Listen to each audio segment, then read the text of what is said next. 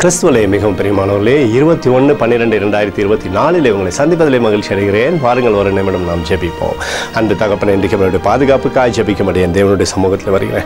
என் தேவனுடைய நிறைவும் அன்பும் ஆசீர்வாதம் விடுதலும் என்னுடைய வாழ்க்கையிலிருந்து செயல்படும்படி நீர் செய்தலும்படியாக ஜெபிக்கிறேன். எல்லா பொல்லாப்பு நாசமோச விலைக்கு இவரை நீங்கள் பாதுகாத்துக் கொள்ளுங்கள்.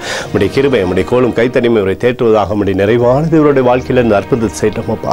உடைய அபிஷேகத்தினாலே நிரப்பும்படியாக ஜெபிக்கிறேன்ப்பா. இயேசு கிறிஸ்து சிந்தின பரிசுத்த ரத்தத்தை இவர் மீது ஒரு குடும்பத்தின் மீது செய்கிற சகல காரியத்தின் மீது பூசுகிறேன். ஆக இந்த நாள் முழுவதும் மகிமின் ஆசீர்வாதம் இவரோடு இருந்து செயல்படும்படி நீர் செய்தல்லும்படியாக ஜெபிக்கிறேன்ப்பா.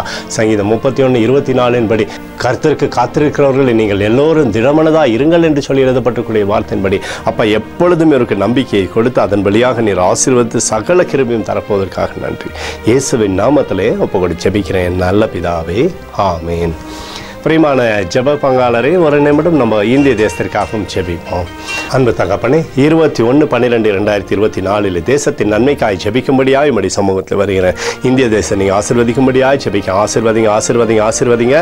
தேசமானது நன்மை பார்க்கும்படி நீர் செய்தல்லும்படியாய் ஜெபிக்கிறோம். உம்முடைய கிருபை, உம்முடைய கோலும் கைத்தடியும் தேசத்தை தேற்றுவதாக உம்முடைய நிறைவானது தேசத்திலிருந்து செயல்படட்டோம்ப்பா. ஜனங்கள் எல்லார் மத்தியிலும் தெய்வீக சமாதானமும் அன்பும் அபிஷேகத்தையும் நீர் வைக்கும்படியாய் ஜெபிக்கிறேன். எங்களுக்காக அடித்து நொறுக்கப்பட்டுக்கூடிய இயேசு கிறிஸ்து அவர் சிந்தின வேறுபட்ட ரத்தத்தை வைத்து ஒப்புக் கொடுக்கிறேன். அத்தோடு இந்திய தேசத்தில் எழுப்புதலை தரும்படியாய் ஜெபிக்கிறேன். எழுப்புதலை எழுப்புதல் எங்கள் கண்கள் பார்க்கும்படி நீர் ஆசீர்வதிக்கும்படி ஜெபிக்கிறேன். நேற்றும் இன்றும் என்றும் மாறாதவராகிய இயேசுவின் நாமத்திலே ஒப்புக்கொடு ஜெபிக்கிறேன் நல்ல பிதாவே, ஆமேன். பிரியமான ஜெப பங்காளரை, இன்றைக்கு நம்ம இந்த மனநிலை மருத்துவமனையில் சென்று அங்கே இருக்கிறவர்களுக்கு ஒரு கிறிஸ்மஸ் விழாவை கொண்டாட இருக்கிறோம். அதே போல் ஊனமுற்றோர் காலனிக்கும் சென்று அங்கே இருக்கக்கூடிய பிள்ளைகளோடு கிறிஸ்மஸ் விழாவை கொண்டாட இருக்கிறோம். அது வெற்றிகரமாக நடக்கும்படியாக நீங்கள் ஜெபித்துக் கொள்ளுங்கள். கர்த்தருக்குள் நீங்கள் வளரும்படி உங்களை வாழ்த்தி ஆசீர்வதிக்கிறேன். ஆமேன்.